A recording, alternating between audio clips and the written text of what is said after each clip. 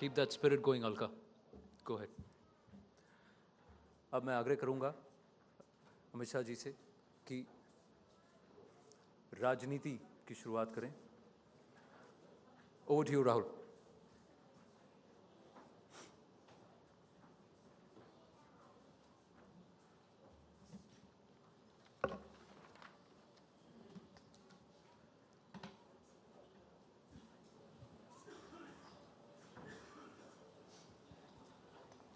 May I request the hotel staff to help us with the cooling, please? We need to increase the cooling. Even I'm sweating.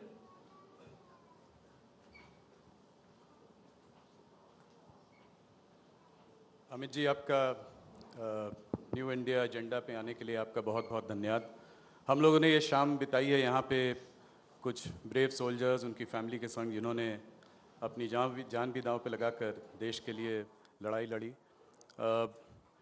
इन लोगों से मिलकर, इन लोगों को देखकर मन में आक्रोश भी होता है, गुस्सा भी आता है. तो इसलिए मेरा पहला सवाल जो है आपसे इसी विषय पर रहेगा. आपकी सरकार ने पहले सर्जिकल स्ट्राइक्स भी की, अभी बालाकोट पे एयर स्ट्राइक भी की. इसके बावजूद जैश ए मोहम्मद और लश्कर ए तैयबा पाकिस्तान में फ्रीली काम कर रहे हैं, घूम रहे हैं और आए दिन कश्मीर पे हमला कर देते हैं. तो इस पर सरकार का क्या कदम रहेगा? क्या इसका जवाब है इससे कुछ बड़ी स्ट्राइक या कोई और कठोर कदम? देखिए, मैं मानता हूं कि 10 साल पहले अगर इस प्रकार के कठोर कदम उठाने की शुरुआत हुई होती तो आज दोनों हादसे होते ही नहीं.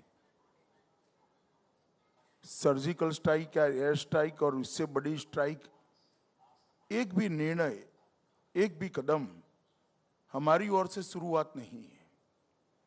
मगर भारतीय जनता पार्टी की नरेंद्र मोदी सरकार ने आतंकवाद के खिलाफ लड़ने का नजरिए में बदलाव किया है.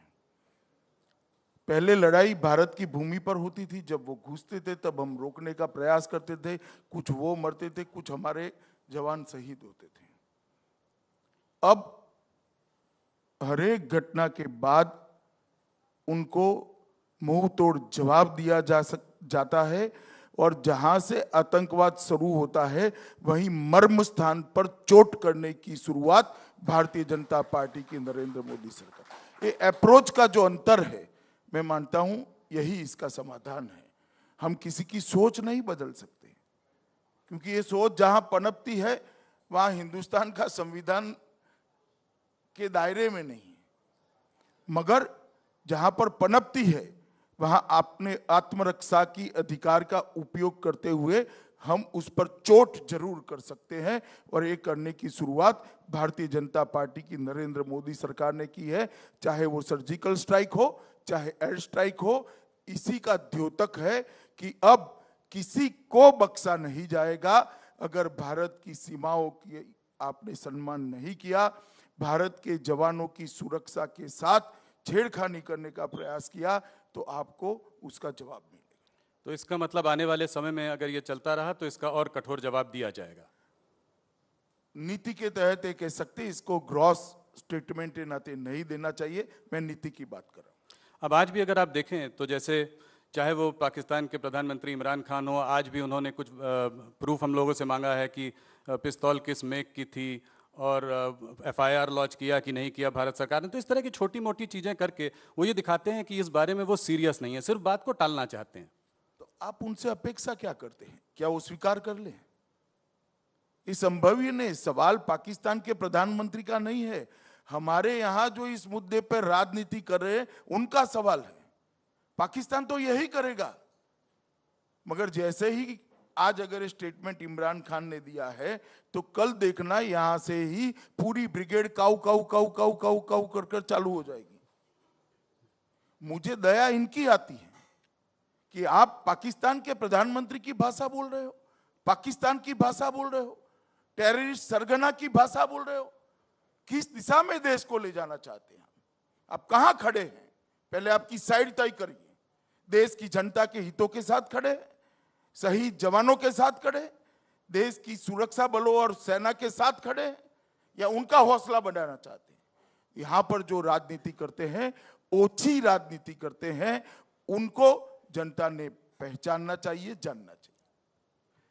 ऑपोजिशन पार्टीज़ की आप बात कर रहे हैं तो उससे ये सवाल आया कि ऑपोजिशन पार्टीज अभी भी कह रही हैं कि ये जो अभी मिशन शक्ति हुआ, ये इलेक्शन के इतने पास हुआ, मॉडल कोड ऑफ कंडक्ट लागू था और उसके रहते भी प्रधानमंत्री ने एक नेशन वाइड एड्रेस किया, तो कहीं ना कहीं भारतीय जनता पार्टी इस चुनाव को राष्ट्रवाद के मुद्दे से जोड़ रहा है और उसको उसके तरफ से आगे लेकर जा रहा है। तो उसमें आपत्ति क्या है?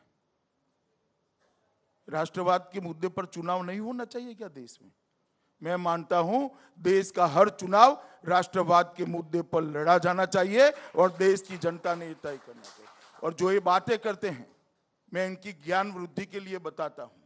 इस प्रकार के जब अंतरिक्ष में टेस्ट होते हैं तब इंटरनेशनल कम्युनिटी के पास संवाद कर कर इसका एक टाइम तय किया जाता है। अंतरिक्ष के अंदर हम ये प्रयोग करना चाहते, इसका एक समय निश्चित किया जाता है जिससे और कोई उपग्रह इसके रास्ते में ना आए, और सबके साथ ये चर्चा होकर समय तय किया जा सकता है।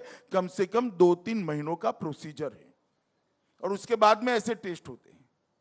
तो इसको चुनाव से जोड़कर देखना ठीक नहीं है।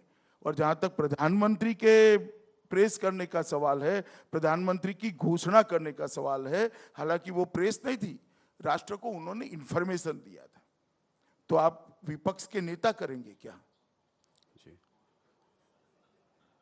जिनके पास मैंडेट है, जो फैसला करता है, वही जनता को इन्फॉर्म करेगा। और ये आज से नहीं हुआ, इंदिरा गांधी से हो रहा है जी।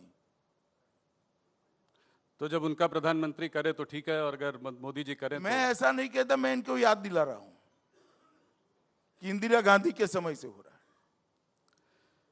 अमित जी, बालकोट अटैक के बाद ऑपोजिशन ने फिर सबूत मांगा। कुछ लोगों ने कहा कि कितने लोग मरे, इसका क्या वो है। आप वरिष्ठ नेताओं में पहले ऐसे नेता थे जिन्होंने 250 का नंबर, एक आंकड़ा सामने रखा। ये आंकड़ा आपने कहाँ से निकाला? देखिए, बहुत सारे मीडिया रिपोर्ट्स थे, मीडिया रिपोर्ट्स के आधार पर कहा, और मैं इसके लिए न्यूयॉर्क टाइम्स या वॉशिंगटन पोस्ट नहीं देखा, हिंदुस्तान के मीडिया के आंकड़ों पर ही किया है। मैंने विदेशी मीडिया के आधार पर नहीं कहा है।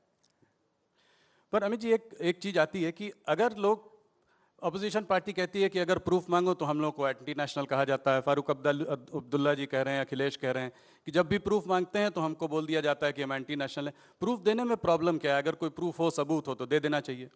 मुझे लगता है कि सेना ने, एयरफोर्स ने, पहले सर्जिकल स्ट्राइक के समय सेना ने प्रेस कॉन्फ्रेंस करी थी, इस बार एयरफोर्स और विदेश विभाग ने प्रेस कॉन्फ्रेंस करी थी। इस देश में अभी ऐसे दिन नहीं आए हैं कि जब सेना और एयरफोर्स के जवानों पर भी अविश्वास किया जाए। देश की जनता को पूरा विश्वास है। इस देश की सेना इम्पार्शियल तरीके से देश की सुरक्षा के लिए कटिबद्ध है। वो कभी झूठ नहीं बोल सकती। वो बहुत बड़ा भरोसा देश की जनता को है। कुछ नेताओं को नहीं है, तो उनको अपनी मानसिकता बदलनी चाहिए। इसके लिए पद्धति नहीं बदलनी चाहिए। अमित जी, पाकिस्तान से जिस तरह से पाकिस्तान का रवैया रहा है, क्या आपको लगता है कि जो हमारा share of defence national budget में है वो एनडीए की सरकार में नीचे आया है? हमारा मॉडर्नाइजेशन बजट भी, जो हमारे नेशनल बजट के का जो शेयर है वो भी नीचे आया। तो क्या आपको लगता है आने वाले समय में हमको इस पर कुछ वृद्धि लानी पड़ेगी, इस पर ज़्यादा इन्वेस्टमेंट्स करने पड़ेंगे? नीचा आया है ये कहना ठीक नहीं है। राशि की दृष्टि से तो अब तक का सबसे बड़ा बजट वित्त मंत्री जी लेकर जो आए हैं, मोदी जी लेकर जो आए हैं, वो सबसे बड़ा बजट राशि की दृष्टि से। हो सकता है हमने ढंग से हथियारों की खरीदी की होगी तो व्यय थोड़ा कम हुआ होगा, परंतु मैं मानता हूं कि पर्याप्त मात्रा में बजट दिया गया है। और भारतीय जनता पार्टी की सरकार की टॉप मोस्ट प्रायोरिटी देश की सुरक्षा है। इसके अंदर कोई गोताही नहीं की जाएगी। यूपीए की सरकार के समय 10 साल तक सेना का मॉडर्नाइजेशन, सेना की संचार व्यवस्था का मॉडर्नाइजेशन और कोऑर्डिनेशन बिटवीन 3 विंग्स, इसको किनारे पर रख दिया गया था। भारतीय जनता पार्टी की नरेंद्र मोदी सरकार आने के बाद तीनों के लिए 15 साल का एक चरणबद्ध समयबद्ध कार्यक्रम बना है और वो कार्यक्रम समय पत्रक के हिसाब से ठीक ही चल रहा है। अमित जी, कश्मीर में आर्टिकल 370 और 35A को खत्म करना बीजेपी की मांग रही है। क्या आपको लगता है कि आप उसको इस बार फिर मैनिफेस्टो में लाएंगे, और पिछले 5 साल में आपकी सरकार इस दिशा में क्या कर पाई?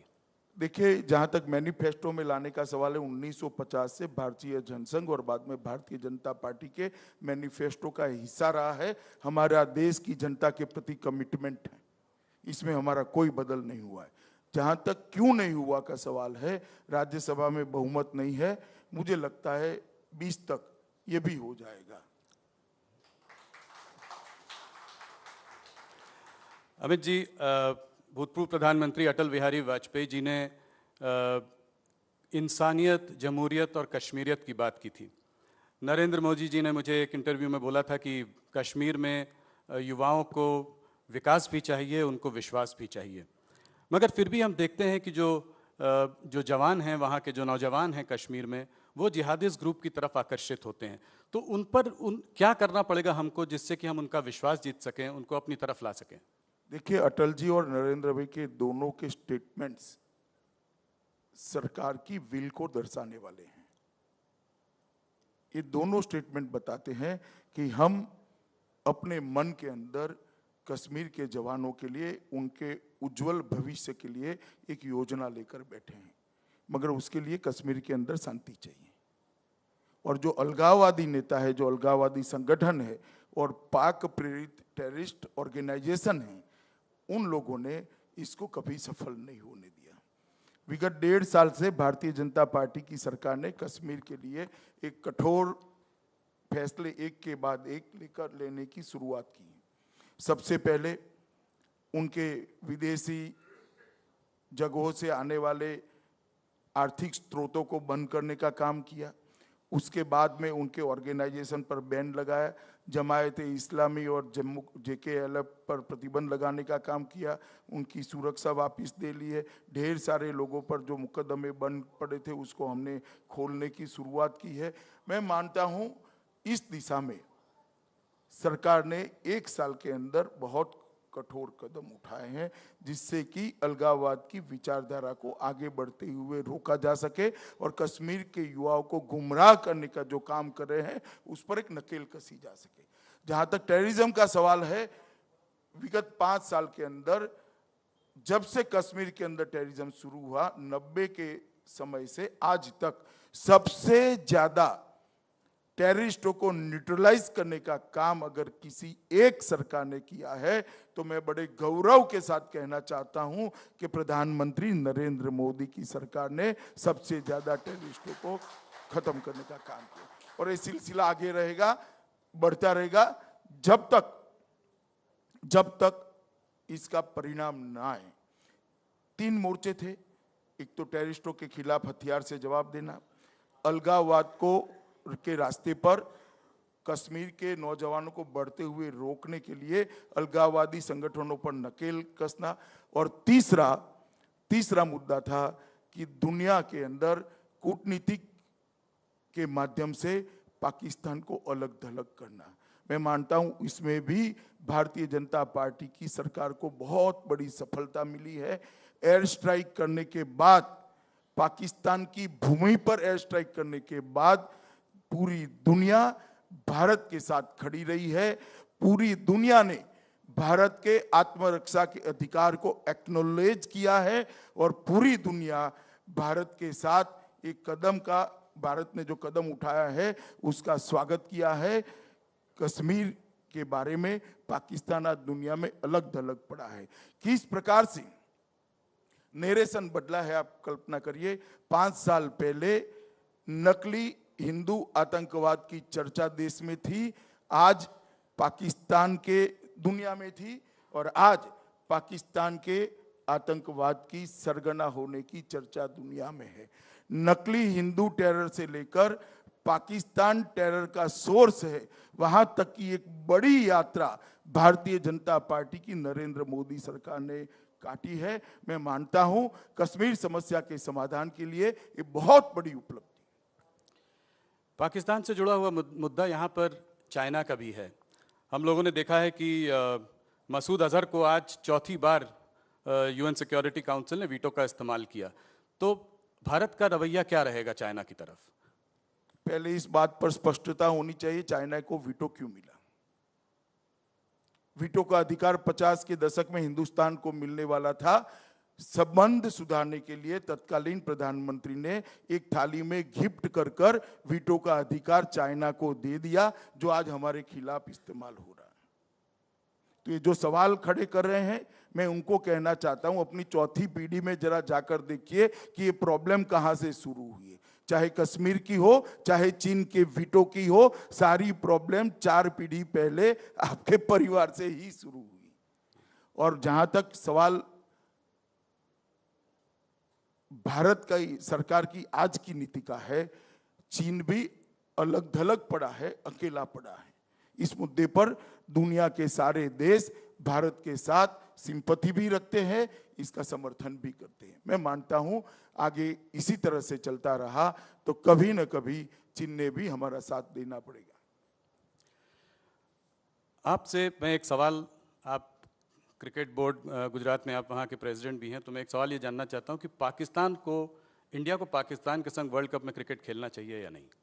देखिए, इस पर भारत के विदेश विभाग ने निर्णय लेना चाहिए और विदेश विभाग के निर्णय को सबने मानना चाहिए। अपनी अपनी टिप्पणियां देकर विदेश विभाग को आइदर और साइड पर कंपेल करे बगैर भारत के विदेश विभाग अपनी विदेश नीति के आधार पर समुचित निर्णय करे और पूरे देश ने एक वाक्यता के साथ इसको स्वीकार करना चाहिए। पर लोगों की भावनाओं का भी ख्याल करना चाहिए। तो इसका ख्याल विदेश विभाग भी तो करेगा। जी। चाइना के लिए एक सवाल और, एक इस तरह का माहौल भी देश में बन रहा है कि चाइनीज़ गुड्स को बैन किया जाए। चाइनीज़ बड़े बड़े इन्वेस्टमेंट्स आज हमारे देश में हैं, उसके ऊपर भी लोग जो है उंगली उठा रहे हैं। क्या कहना चाहेंगे आप इस पर?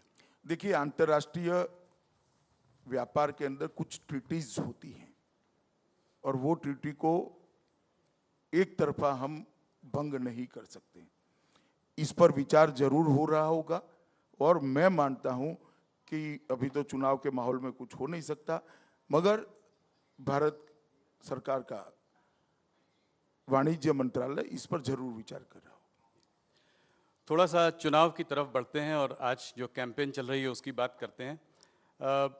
कहीं ना कहीं भारतीय जनता पार्टी ने पहले जो कैंपेन शुरू किया उसमें कहा मोदी हैं तो मुमकिन है। उसके बाद बीच में मैं भी चौकीदार का जो है आप लोगों ने कैंपेन शुरू किया है, जिसको बहुत बड़ा किया है। मैं थोड़ा बीच में टोकना जी। मैं भी चौकीदार हूँ। कैंपेन भारतीय जनता पार्टी का नहीं है, देश की जनता का।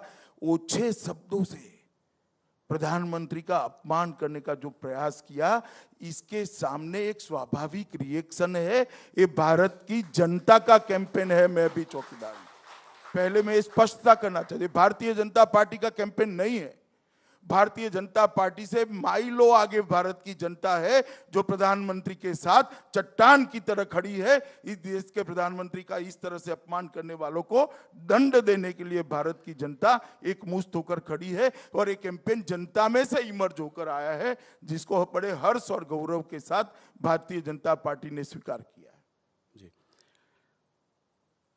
अमित जी, आपको क्या लगता है कि आज 2019 का जो चुनाव है वो किन मुद्दों पर लड़ा जा रहा है? 2014 में आपने करप्शन का मुद्दा उठाया, कहा कि 10 साल से यूपीए गवर्नमेंट का मिसरूल रहा, करप्शन रहा, गड़बड़ रहा, घोटाला रहा। आज 5 साल बाद भी मुझे लगता है कि कैंपेन में इसकी बात ज़्यादा होती है और रियल मुद्दों की बात कम होती है। तो आप किन मुद्दों को लेकर जनता के बीच जा रहे हैं? आप करप्शन को रियल मुद्दा नहीं मानते? नहीं, मैं मानता हूँ। मैं तो मानता हूँ जी। नहीं, मैं कह रहा हूँ कि अभी भी आप कांग्रेस के करप्शन की बात कर रहे हैं, जब पिछले 5 साल सरकार आपकी रही है। नहीं, जरूर कर रहे हैं, क्योंकि हमारी सरकार डेमोक्रेटिक तरीके से चलती है। करप्शन का एक आरोप है तो किसी को भी पॉलिटिकल वेंडेटा के तहत पकड़ लो, इस तरह से देश नहीं चल सकता है। सरकार की एजेंसियां नहीं चलनी चाहिए, सरकार का किसी भी विभाग इस तरह से नहीं चलना चाहिए, चाहे वो फाइनेंशियल डिसिप्लिन लाने वाली एजेंसियां हो, चाहे सीबीआई हो। इसने अपने तरीके से आरोप की ढंग से जांच कर तह तक जाकर साक्ष्य और प्रमाण जुटाकर अगर कुछ है तो उस पर कदम उठाने की शुरुआत करनी चाहिए। ये स्पीड थोड़ा स्लो जरूर रहा है, क्योंकि कुछ लोग तो वो भी रख कर गए थे जिनका कालखंड समाप्त होते होते सरकार का आधा कालखंड समाप्त हो गया। अब इस दिशा में काम आगे बढ़ा है। जब मिशेल अंकर आए तो सर्दियों में भी सबको पसीने होने लगे थे और इस दिशा में जब जा रहे हैं तब हाय तौबा करने लगे हैं कि ये पॉलिटिकल वेंडेटा है, अगर पॉलिटिकल वेंडेटा होता तो 14 का 15 की जनवरी भी नहीं आती, पॉलिटिकल वेंडेटा से अगर करना है। मगर कोई ये न समझे कि उनको बख्श दिया गया है। जिन्होंने 12 लाख करोड़ के घपले घोटाले करे हैं, हम फिर से सत्ता में जरूर आने वाले हैं। एक भी भ्रष्टाचारी को नरेंद्र मोदी सरकार बख्शेगी नहीं, इस पर कठोर कार्यवाही। अमित जी, मैं ये जानना चाह रहा था कि एक तरफ जो कैंपेन चल रहा है वहाँ पे नामदार, कामदार, दमदार और दागदार की बात हो रही है, मगर मैं जानना चाहता कि आप अपने कौन से रियल अचीवमेंट्स को लेकर सरकार के पब्लिक के बीच में जा रहे हैं? देखिए, ढेर सारे अचीवमेंट हैं। सबसे बड़ा तो अचीवमेंट तो ये है, आज पूरी दुनिया भारत को सम्मान के साथ देख रही है। पूरी दुनिया भारत को ग्लोबल लीडर के नाते स्वीकार भी कर रही है और आगे देखना। मैं मानता हूं हर भारतीय के लिए एक गौरव का सवाल है।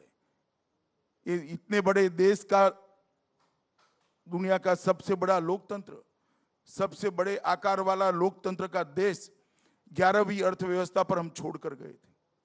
दुनिया की 11वीं अर्थव्यवस्था थी। 10 साल में एक पायदान न कुदाने वाले यूपीए की सरकार और एनडीए की सरकार ने 11वीं अर्थव्यवस्था से 6ठी अर्थव्यवस्था पर पहुंचाया है। मार्च के आंकड़े आने दीजिए, देश दुनिया की टॉप 5 इकोनॉमी में आप भारत को देखेंगे। मैं मानता हूं ये बहुत बड़ा एजेंडा है, बहुत बड़ा अचीवमेंट है। देश के 50 करोड़ लोग 5-5 पीढ़ी से नारे सुनते थे, गरीबी हटाओ। जवाहरलाल जी ने दिया, इंदिरा जी ने दिया, राजीव जी ने दिया, पर्दे के पीछे से सोनिया जी ने दिया, अब राहुल जी भी दे रहे हैं। मगर गरीबी नहीं हटती थी, गरीबों का जीवन स्तर नहीं उठता था।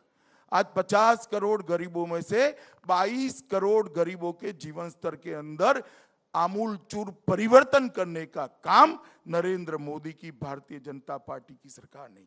7 करोड़ लोगों को हमने गैस के सिलेंडर दिए, 8 करोड़ गरीबों के घर में टॉयलेट पहुंचा है, 2.5 करोड़ लोगों को घर ही दे दिया, 2 करोड़ 35 लाख लोगों के घर में बिजली दे दी है, 14 करोड़ जच्चा बच्चा माता और उसके नवजात शिशु को टीका लगाने का, 9 साल की उम्र तक टीका लगाने का कार्यक्रम शुरू किया है। 14 करोड़ गरीब युवाओं को मुद्रा बैंक के माध्यम से लोन देने का काम किया है। आजादी के 70 साल बाद अंधेरे में जीते हुए 19,000 गांवों में पहली बार रोशनी की किरण भेजने का काम प्रधानमंत्री नरेंद्र मोदी जी ने किया। मैं मानता हूं ये कॉन्क्रीट अचीवमेंट है। रेल बनाने की गति 2.5 गुना बढ़ी है, रोड बनाने की गति 2.25 गुना बढ़ी है। व्यापार सबसे ज्यादा, दुनिया में सबसे ज्यादा तेजी से बढ़ता हुआ अर्थतंत्र आज भारत का अर्थतंत्र है। इसका सभी भारतीयों को गौरव है। ये सारे कॉन्क्रीट तो आपके एक शो में मैं बता भी नहीं सकता। एक मेरी 7 दिन की भागवत सप्ताह रख दो तो शायद मैं पूरा अचीवमेंट आपको बता सकूं। इतनी सारी उपलब्धियों को आपने गिनाया, हो सकता है कुछ गलतियां भी हुई हों। मेरा इशारा नोटबंदी की तरफ है।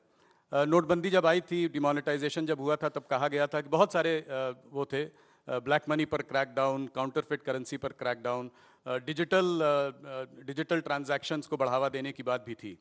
मगर अगर आज देखें नोटबंदी से अभी तक, आरबीआई डेटा दिखाता है कि कैश आज सिस्टम में 19% बढ़ चुका है, तब से 19% बढ़ चुका है। एक मिनट जी जी, मैं आपके साथ डिफर होता हूं। आरबीआई ने कैश की रुपयों में संख्या गिनाई है। जो अर्थतंत्र का आकार बढ़ा है 5 साल में, इसमें कैश की रिक्वायरमेंट कम हुई है। आप विकास दर को भूल ही जा रहे हैं। ये मनमोहन सरकार नहीं है भैया, यहां अर्थतंत्र बढ़ा हुआ है और अर्थतंत्र के अनुपात में कैश को देखना चाहिए। वो देखोगे तो कैश की रिक्वायरमेंट कम हुई है, डिजिटल ट्रांजैक्शंस बढ़े हैं। जहां तक ब्लैक मनी का सवाल है, इनकम टैक्स भरने वालों की संख्या के अंदर 70% की वृद्धि हुई तो ब्लैक मनी कम होती है या नहीं होती है? डायरेक्ट टैक्स में बढ़ोतरी होती है तो ब्लैक मनी कम होती है या नहीं होती है? ब्लैक मनी रोकने के लिए ढेर सारे कानून बनाते हैं, इंग्लैंड के अंदर भी पसीने छूटते हैं तो ब्लैक मनी कम होती है या नहीं होती है? इतने सारे गलत प्रकार से लोन लेने वालों को आज एनपीए घोषित कर कठोर कार्यवाही करते हैं, तो बैंकों की बैलेंस शीट क्लियर होती है या नहीं होती है। ढेर सारे कदम हमने उठाए हैं और मैं मानता हूं कि वो जो जिस तरह का अर्थतंत्र छोड़कर गए थे उसको सुधारने में हमें 5 साल लगे हैं। ये नींव के आधार पर, ये नींव के ऊपर एक बहुत मजबूत इमारत अगले 5 साल में मोदी जी के नेतृत्व में भारतीय जनता पार्टी की सरकार बनाने जा रही है। मैं आपको बताना चाहता हूं भैया, जिस प्रकार से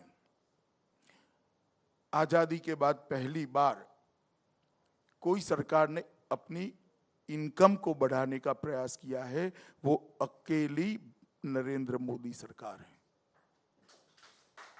खर्च बढ़ा है और घाटा कम हुआ है, इसका मतलब इनकम बढ़ी है।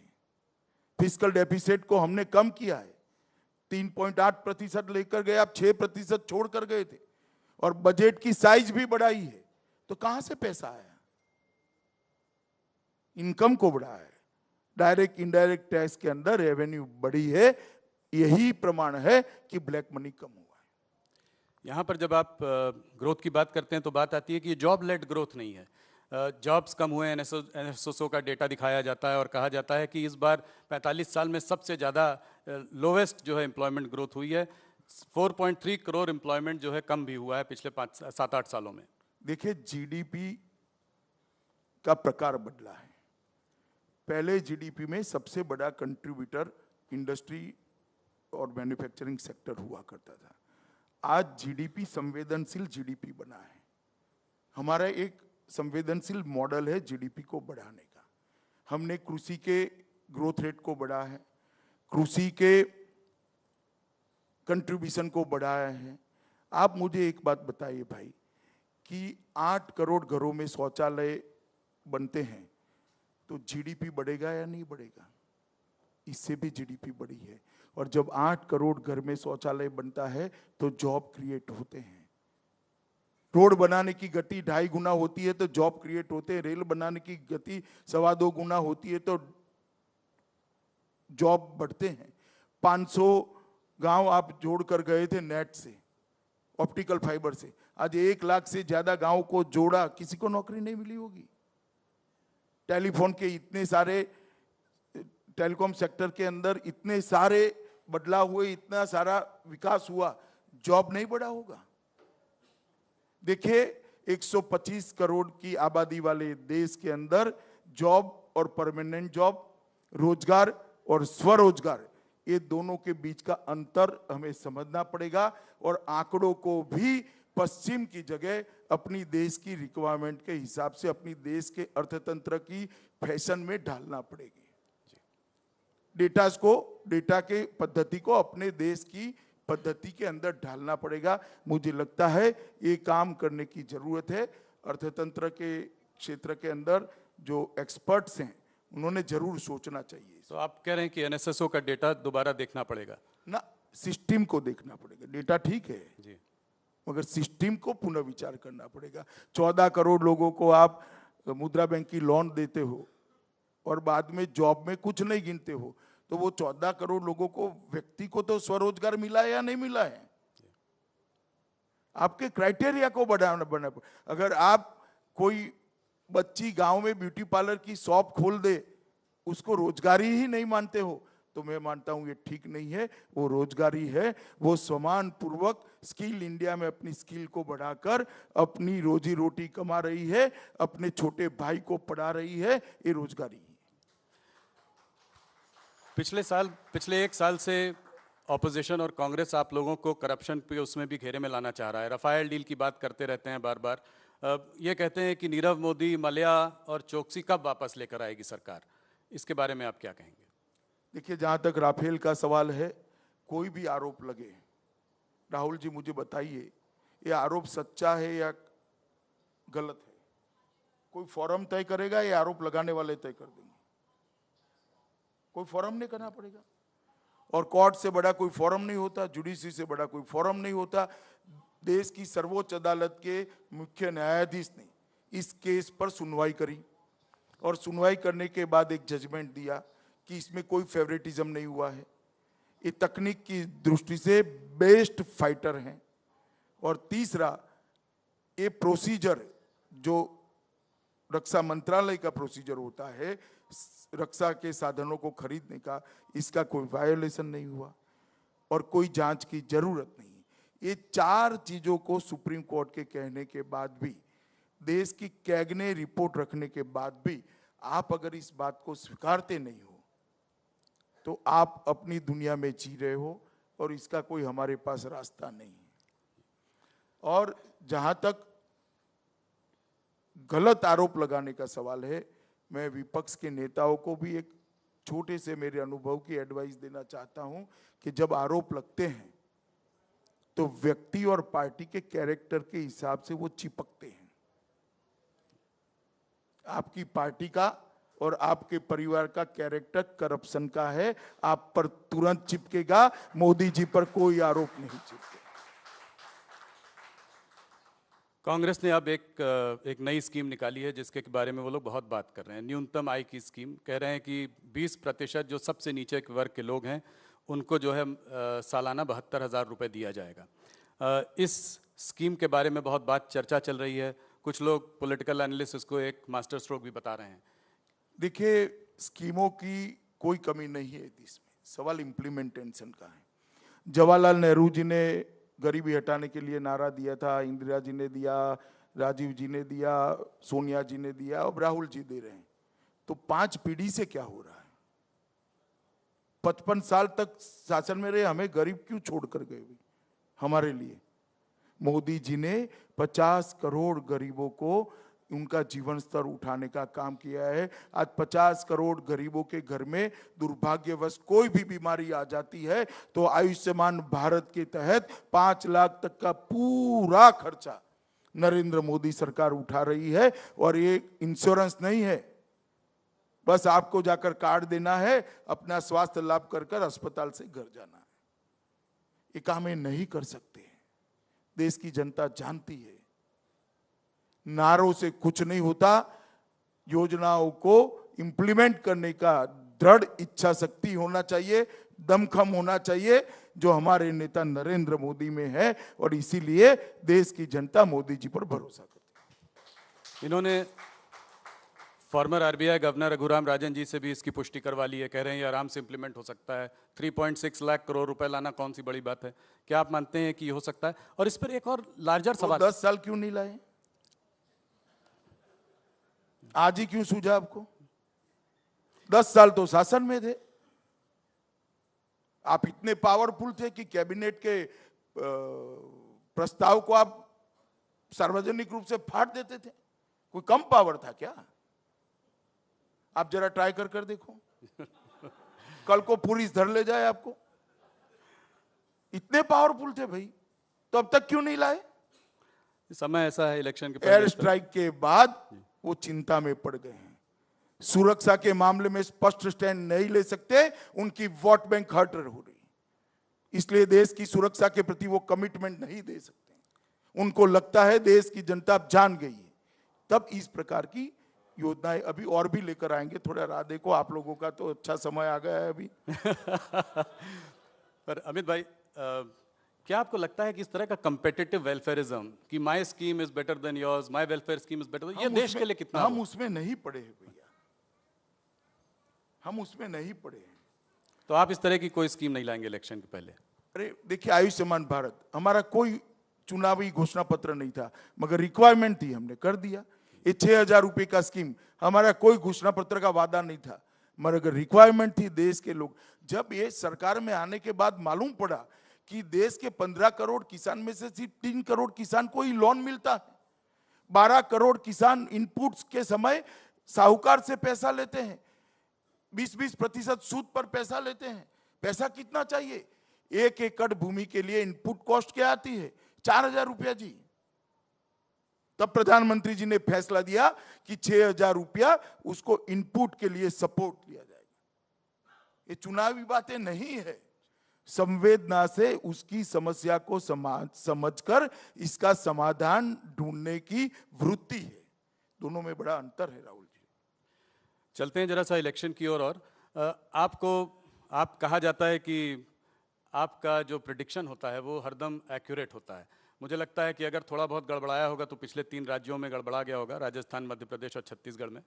मगर पहले ये जान लें कि नंबर, मैजिकल नंबर आपका क्या है? आप भारतीय जनता पार्टी और एनडीए दोनों को अलग अलग कितनी सीट पाते देख रहे हैं? देखिए, नंबर देने का भी समय नहीं आया है, दूंगा जरूर मैं, क्योंकि अभी प्रथम चरण का भी प्रचार चल रहा है। मगर मैं देश भर में चुनाव की घोषणा के पहले पूरे देश के हर राज्य में जाकर आया हूँ। कश्मीर से कन्याकुमारी और कामरूप से लेकर कच्छ तक पूरे देश में 138 जिलों का मेरा दौरा हुआ है। मैंने देश की जनता का मूड देखा है। देश की जनता नरेंद्र मोदी जी के साथ खड़ी है। मैं इतना जरूर कह सकता हूं कि भाजपा और एनडीए दोनों की टैली इंप्रूव होने वाली है। एक पूर्ण बहुमत की भारतीय जनता पार्टी की सरकार नरेंद्र मोदी के नेतृत्व में बनेगी, जो सरकार एनडीए की सरकार होगी। तो भारतीय जनता पार्टी की टैली भी बढ़ेगी पिछली बार से, निश्चित रूप से। तो इस इलेक्शन का केंद्र बिंदु है उत्तर प्रदेश। आपने पिछली बार उत्तर प्रदेश में तो एक तरीके का रिकॉर्ड ही कायम कर दिया था। 73 सीट एनडीए को मिलना अपने आप में 80 सीट में एक बहुत बड़ा वो था। मैं ये जानना चाह रहा हूँ कि यूपी में क्या होगा? महागठबंधन साथ में है। मैं जानता हूँ आप बार बार बोलते हैं कि केमिस्ट्री जो है अरिथमेटिक से ज़्यादा बड़ी होती है, मगर फिर भी जो नंबर हैं, अगर वोट शेयर आप देखें तो सपा और बसपा का अगर आप मिला दें तो अरिथमेटिक उनके साथ है। देखिए, 5 साल में देश की राजनीति के अंदर एक मूलभूत परिवर्तन आया राहुल जी। आप सबको भी समझना पड़ेगा, देश के इलेक्शन के एनालिसिस करने वाले लोगों ने भी इसको समझना पड़ेगा। अब कोई वोट बैंक का मालिक नेता होता है, वो दिन लद गए हैं कि 2 नेता इकट्ठा हो जाए तो वोट बैंक भी इकट्ठा हो जाएगी। आप वोट बैंक को मलकियत अपनी समझो, ये दिन लद गए हैं। अब मतदाता स्वयं निर्णय करता है, स्वयं फैसला करता है उसके भले में कौन सी सरकार है, देश के भले में कौन सी सरकार है, देश की सुरक्षा के लिए कौन सी सरकार कटिबद्ध है, देश में करप्शन को उखाड़ फेंकने के लिए कौन की सरकार कटिबद्ध है। वो बात को मतदाता समझता है और वो अपना वोट देता है। ये जो 2 पार्टियां इकट्ठा हुई इसलिए स्ट्रेंथ बढ़ जाएगी, वो तब होता था जब वोट बैंक की पॉलिटिक्स चलती थी और वोट बैंक नेताओं की मलकियत हुआ करते थे। आज वोट बैंक नेताओं की मलकियत नहीं है। मतदाता अपने वोट का मालिक खुद है, वो ही फैसला करेगा। शायद ये बात बार बार इसलिए भी उठकर आती है क्योंकि कैराना, फूलपुर और गोरखपुर में ऐसा होते हुए लोगों ने देखा कि वोट बैंक शिफ्ट होता है। मायावती जी का खास करके बोलते हैं कि जाटा वोट बैंक जो है उनके साथ, वो जिधर जाती हैं उधर चला जाता है। तो इस वजह से भी शायद इस बात का चर्चा ज़्यादा हो। देखिए, ऐसा उनका वोट बैंक अकबंद होता तो लास्ट चुनाव में 0 सीट नहीं आती। 403 सीटों का असेंबली का चुनाव हुआ, 19 सीट आए। नीचे से खिसक चुका है सब। और जहां तक 3 चुनाव का सवाल है, उपचुनाव में जनता एमपी चुनती है, प्रधानमंत्री नहीं चुनती है। और जनरल इलेक्शन में जनता प्रधानमंत्री चुनती है, एमपी नहीं चुनती है। इस देश की जनता ये तय करने जा रही है कि देश का प्रधानमंत्री नरेंद्र मोदी होगा या ये गठबंधन में से कोई एक पार्टी। वो तो अभी तय भी नहीं कर पाएंगे, परंतु ये गठबंधनों में से कोई एक होगा या देश का प्रधानमंत्री नरेंद्र मोदी होगा। सबने गठबंधन की सरकार 30 साल तक दिखी है, देश दिशा विहीन रहा। नरेंद्र मोदी जी की पूर्ण बहुमत की सरकार आई, पूरा देश एक जन के सूत्र को सफल करते हुए पूरा देश एक दिशा में चला है। और उसी का परिणाम है कि दुनिया ने आज भारत की शक्ति को स्वीकार किया है। दुनिया भारत को ग्लोबल लीडर के नाते देखना चाहती है, देख रही। उत्तर प्रदेश में कांग्रेस ने अब प्रियंका जी को भी उतार दिया है, तो इस प्रियंका फैक्टर को आप कैसे देखते हैं? क्या ये सवर्णों का वोट भारतीय जनता पार्टी के लिए काट सकते हैं? प्रियंका वाड्रा जी 12 साल से राजनीति के हैं और हर चुनाव में उनकी एंट्री होती है। हर चुनाव में आप प्रियंका जी गाड़ी में बैठी, दाएं पैर बाहर रखा, अब उन्होंने पानी पिया, अब उन्होंने लिपस्टिक लगाया, हर चुनाव में आप करते हुए। हमारे लिए कोई नई बात नहीं है, ना उत्तर प्रदेश की जनता के लिए नई बात है। 12 साल से वो चुनाव में है प्रियंका वाड्रा जी, और 12 साल से लगातार आ रही है। अभी 13वां साल है, काउंटिंग के दिन देख लेना। अमित जी, कहा जाता है कि यूपी में भारतीय जनता पार्टी ने अपनी एक बी टीम भी उतारी है। शिवपाल यादव और भीम सेना को भी आप लोग सपोर्ट कर रहे हैं कि लोग कह रहे हैं, इनफैक्ट शिवपाल जी ने तो वहाँ पे एक नारा भी दिया है। मुझे एक बात बताओ भैया, शिवपाल जी के नारे वगैरह मुझे मालूम है, शिवपाल जी को समाजवादी पार्टी में रखने की जिम्मेदारी मेरी है क्या? तो आप सपोर्ट कर रहे हैं? मेरी नहीं है भाई जी। हम किसी का सपोर्ट नहीं रखते, मगर आप आपका घर न संभालो और गाली हमें बोलो, ऐसा कैसे चल सकता है? जनता ने न्याय करना चाहिए भाई। आप आपके चाचा को निकाल दो, उम्र दराज चाचा को, और हमें गाली बोलो, ऐसे नहीं होता भाई। सवाल ये था कि चाचा आपके साथ हैं कि नहीं है? हमारे साथ नहीं है, वो अपनी खुद की पॉलिटिक्स कर रहे हैं, हो सकता है उससे हमें फायदा हो, परंतु आप नहीं संभाल पाए तब जाकर निकले हैं वो। राहुल गांधी जी भी इस बार 2 जगह से चुनाव लड़ रहे हैं, जैसे पिछली बार मोदी जी लड़े थे। इस बारे में आपका क्या कहना है? सीधे साउथ इंडिया गए हैं, केरला की तरफ। चलिए, वो चुनाव लड़ रहे हैं और क्यों लड़ा, कैसे लड़ा, उनको एक्सप्लेन करना चाहिए देश की जनता के सामने। और अमेठी इस बार टफ है उनके लिए। पिछली बार 1 लाख के उससे जीते थे। पिछली बार 1 लाख उसके मोदी वेव में 1 लाख के मार्जिन से जीते थे। 4 लाख से 1 लाख पर आए थे। जी जी। तो आपको लगता है कि इस बार 5 साल में उनसे ज्यादा स्मृति जी वहां पर गई हैं और उन्होंने बरोबर मत क्षेत्र का संपर्क बनाकर रखा है। मैं आपको बता देता हूं, अमेठी टफ है। मैं नहीं कहता इसके कारण वो वहां गए हैं, परंतु अमेठी टफ है उनके लिए। अमित जी, अगर कुछ स्टेट्स पिछली बार आप अपनी परफॉर्मेंस देखें, आपने चुनाव को आगे से लीड किया था, तो मतलब कमाल था। 80 में 74 सीट, कहीं 25 में 25, कहीं 29 में 27, कहीं 26 में 26, कहीं 11 में 10 वगैरह वगैरह वगैरह। तो अगर एक आंकड़ा मैं देख रहा था कि करीब 178 सीटों पे आप 168 सीट जीते, तो इन करीब लगभग 200 सीटों पर तो इससे अच्छा तो होना मुश्किल है। लोग कहते हैं कुछ न कुछ हर स्टेट में 2, 4, 5, 10 तो कम होगा ही होगा, और वो आंकड़ा जोड़ के लोग कहते हैं कि 40-50 बहुत सारे क्षेत्र हैं, मैं नहीं मानता कहीं पर कम होगा, मगर हो भी गया तो बहुत सारे क्षेत्र हैं। नॉर्थ ईस्ट में हम हमारी टैली बढ़ाने जा रहे हैं। बंगाल के अंदर लगभग हम हाफ आधे से ज्यादा सीट जीतकर बाहर आएंगे। उड़ीसा के अंदर भी, आप चौंकेगा मत, मैं बता देता हूं, उड़ीसा के अंदर भी इस बार भारतीय जनता पार्टी सरकार बनाने जा रही है। आज मुझे बोलने में कोई संकोच नहीं। ये सारे क्षेत्र हैं जो भारतीय जनता पार्टी के लिए अपार संभावना लेकर खड़े। तो नॉर्थ ईस्ट में आपके पास 24 में से 8 सीटें थी, और इन 63 सीटों में करीब अभी आपके पास 3 सीट है, वेस्ट बंगाल और उड़ीसा मिलाकर। तो यहाँ पर कितनी बढ़ोतरी देखते हैं? वेस्ट बंगाल में आप 23 सीट के एक समय में बात कर रहे थे। बंगाल के अंदर मिनिमम हम 23 सीटें जीतेंगे। 23। हाँ, और यहाँ पर भी हम सरकार बनाएंगे तो स्वाभाविक रूप से आधे से ज्यादा सीटें जीतेंगे। एनडीए, अरे नॉर्थ ईस्ट के अंदर नेडा का हमारा जो गठबंधन है, ये लगभग 20 या 21 सीटें जीतेगा। नॉर्थ ईस्ट में आज कांग्रेस की एक भी सरकार नहीं बची। सिटीजन अमेंडमेंट्स बिल के बावजूद आप ये कह रहे हैं कि आप 20-21 सीट जीतेंगे वहाँ पे? जी जरूर। कोई वहाँ पब्लिक में उसको लेकर कोई सिटीजनशिप अमेंडमेंट बिल के बाद असम के अंदर लोकल बॉडीज के चुनाव हुए। असम की जनता ने भारतीय जनता पार्टी का पुरजोर समर्थन करते हुए बहुत बड़ा बहुमत 67% सीट्स असम के अंदर भारतीय जनता पार्टी जीती है, जो असेंबली चुनाव से एक बड़ी सफलता है। तो आप करीब कह रहे हैं कि इन 3 प्रदेशों से आपको 50 सीट तक मिल सकती है, और ये करीब जरूर मिल सकती है। 35-40 का गेन होगा, जरूर मिल सकती है। 35-40 का गेन होगा। तो अगर मान लीजिए यूपी में वो कुछ कम भी हुआ तो यहाँ से वो भरेगा? यूपी में कम होने का सवाल ही नहीं है। 73 आप 73 की 74 होगी, मेरे नाम से लिख कर रखना, 73 की 72 नहीं।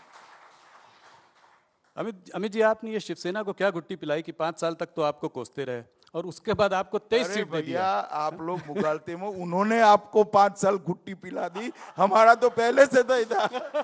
आप लोगों को गुट्टी पिलाई और अब पीते हुए चलते गए। हमारा, मैं पहले से कहता था हमारे साथी, हम साथ में चुनाव लड़ोगे। आप मेरा भरोसा नहीं करते थे, प्रेस स्टेटमेंट पर भरोसा करते थे।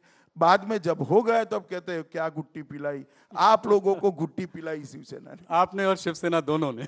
हमने नहीं पिलाई। मैंने तो पहले से कहता था हमारे साथी है, दोनों सरकार में बैठे, उनके मंत्री बैठे, और अंततोगत्वा वैचारिक साम्यता के कारण हम उनके नेचुरल एलाइज हैं। पर कुछ लेन देन तो रहा होगा ना? हो सकता है कि आपने स्टेट पे कुछ कंसीड किया हो। क्या सीएमशिप रोटेशन से होगी 2.5 साल? नहीं, कंसीड क्या होता है? एक सार्वजनिक प्रेस कॉन्फ्रेंस था, किस मुद्दों के आधार पर हमारा समझौता हुआ, हमने दोनों ने, मैंने और श्री उद्धव ठाकरे जी ने दोनों के सामने रखा। कल मेरे नामांकन में आए थे, वहां पर भी माइक में उन्होंने सबके सामने रखा है कि वैचारिक साम्यता है हम दोनों पार्टियों का, और हमारे गठबंधन का आधार लेन देन या स्वार्थ नहीं है, विचारधारा का साम्यता है।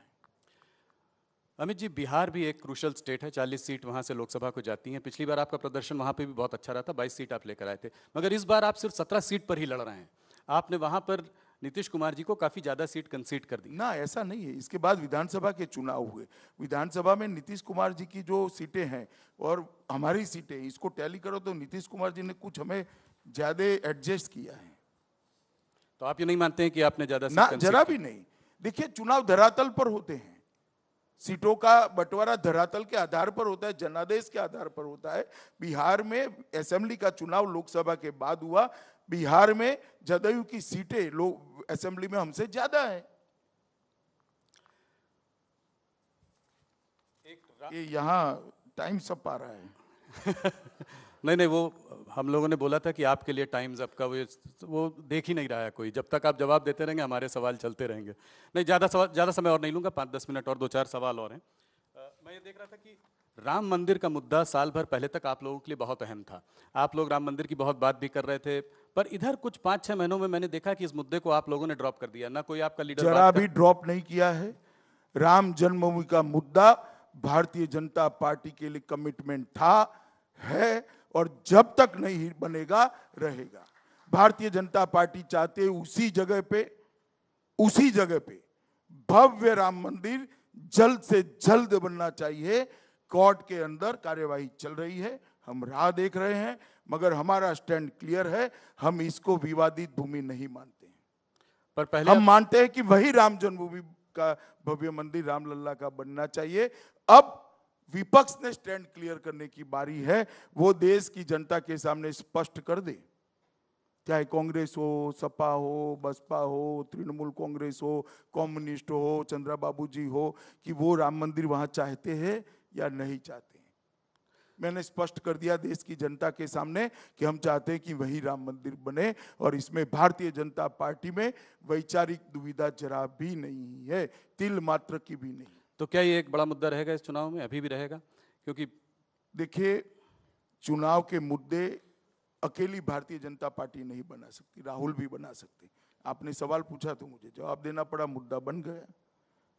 अब प्रियंका जी ने कहा कि विवादित जगह इसलिए मैं रामलला का दर्शन करने नहीं जाऊंगी, तो आज मुद्दा बन गया। हम अकेले मुद्दा थोड़ी ना सेट कर सकते हैं, देश की जनता भी तो सेट करती है। ट्रिपल तलाक बिल भी पास कराने की आपने भरपूर कोशिश की, कई बार ऑर्डिनेंस भी लाए, तो क्या लगता है कि इसका आगे क्या होगा? स्वाभाविक है, जब तक राज्यसभा में हमारा बहुमत नहीं है, कांग्रेस पार्टी नहीं होने देगी। वो नहीं चाहती है कि इस देश की मुस्लिम महिलाएं 21वीं सदी में भी समानता का अधिकार प्राप्त करें। मगर ये हमारा कमिटमेंट है, हम चाहते हैं कि इस देश की मुस्लिम महिलाओं को समानता का अधिकार मिले, इसलिए हम बार बार ऑर्डिनेंस लेकर आ रहे हैं।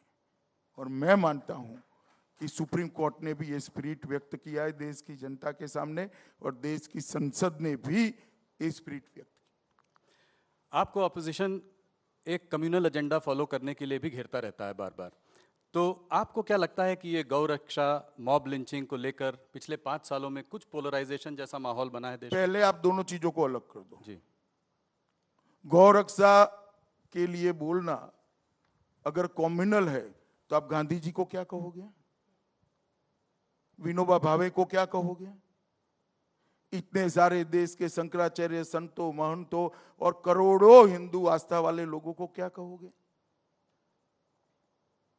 इस संविधान के गाइडिंग प्रिंसिपल में है। क्या संविधान सभा कम्युनल थी? किस प्रकार की बातें देश में चलती? और जहां तक लिंचिंग का सवाल है, जहां जहां भारतीय जनता पार्टी की सरकारें हैं, हमने कठोर कदम उठाए, 302 की दफाएं लगाई, अरेस्ट किए हैं, और केस ढंग से भारतीय जनता पार्टी की सरकार चला रही है। किसी भी लिंचिंग के मामले को हमने हल्के से नहीं लिया। दोनों चीजों को मिक्सअप नहीं करना चाहिए, दोनों चीजें अपने अपने जगह पे अलग हैं।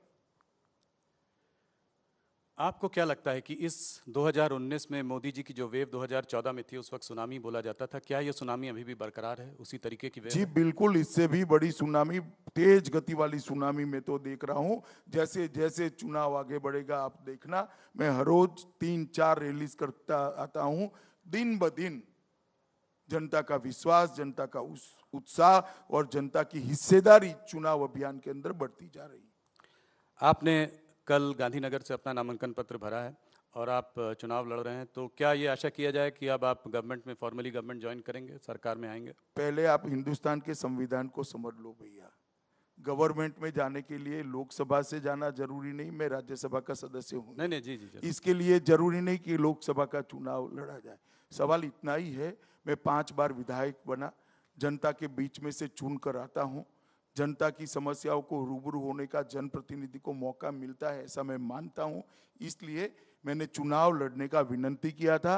मेरी विनंती को मेरी पार्टी ने मान्य रखा।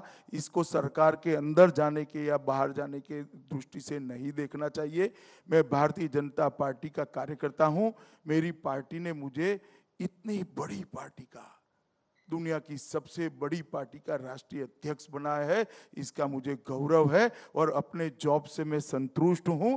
इसलिए इस सारी अटकलों का कोई लेन देन नहीं है, वो मेरा ही क्षेत्र है और मुझे गौरव है कि पार्टी ने उस क्षेत्र से मुझे चुनाव लड़ने के लिए कहा, जहां से पुरुषोत्तम गणेश मावलंकर, लाल कृष्ण आडवाणी जी, अटल जी, सबने संसद के अंदर प्रतिनिधित्व किया है।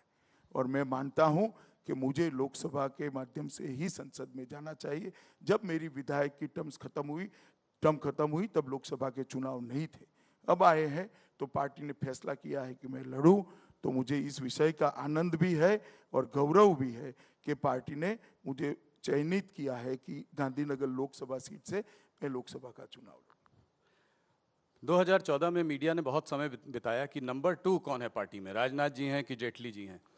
सरकारों में एक ही नंबर होता है, प्रधानमंत्री होते हैं और दूर दूर तक नंबर 2 की कोई व्यवस्था नहीं होती है। आप भी दूरबीन लगाकर मत ढूंढिए। जहां तक मेरा सवाल है, मुझसे ढेर सारे सीनियर नेता भारतीय जनता पार्टी में विद्यमान है, उनका स्वास्थ्य भी अच्छा है, अच्छा काम भी कर रहे हैं और मैं उन सब के प्रति श्रद्धा रखने वाला आदमी हूँ। इसलिए ये विवाद के पचड़े में राहुल जी कम से कम मुझे मत डालिए आप।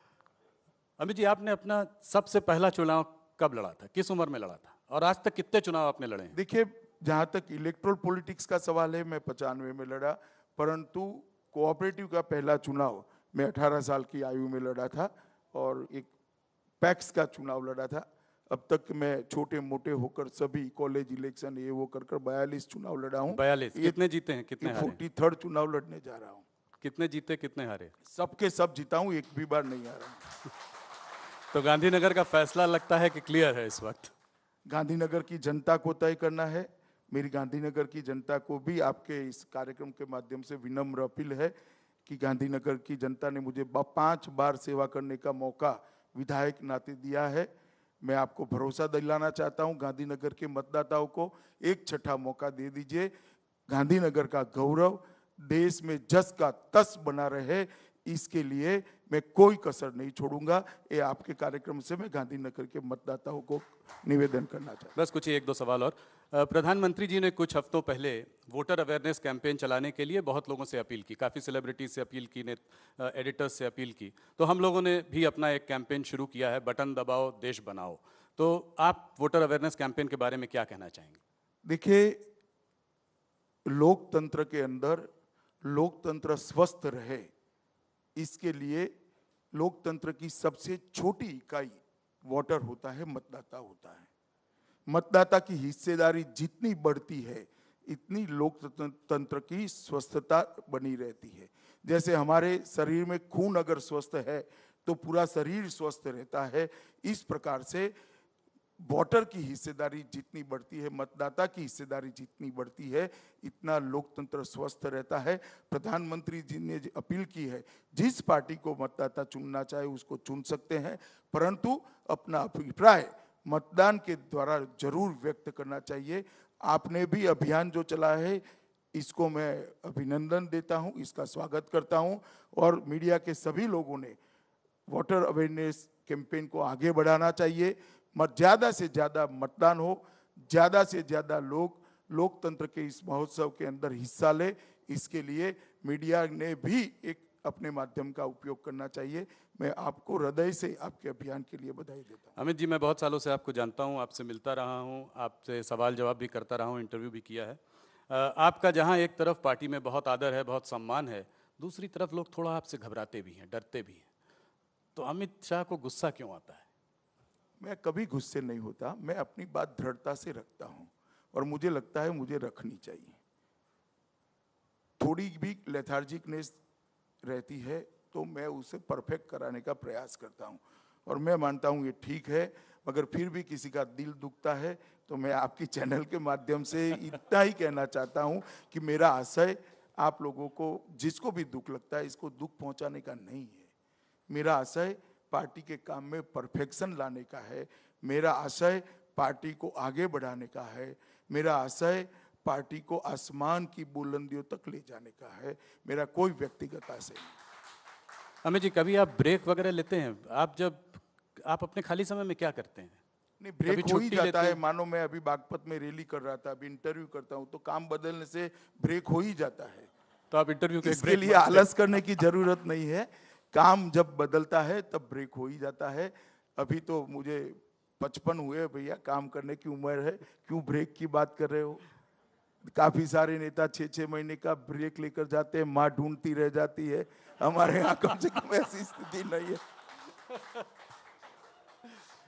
अमित भाई, आपने हमारे नेटवर्क से बात किया, बहुत बहुत धन्यवाद। हमारे नेटवर्क के माध्यम 20 चैनल के माध्यम से आपको 60 करोड़ लोग देख पाएंगे अगले 2-3 महीनों में। ये हम इंटरव्यू लंबा चलाने के पूरे मूड में हैं। सबसे बड़ा कॉम्प्रिहेंसिव इंटरव्यू आपने दिया, बहुत बहुत धन्यवाद। On behalf of my network, we wish you all the very best for the elections in 2019। आपका भी धन्यवाद। और मैं लेट हो गया इसलिए क्षमा प्रार्थना। सभी दर्शकों को भी मेरी बहुत बहुत शुभकामनाएं। Thank you. Ladies and gentlemen, big round of applause for Amit Shah, please.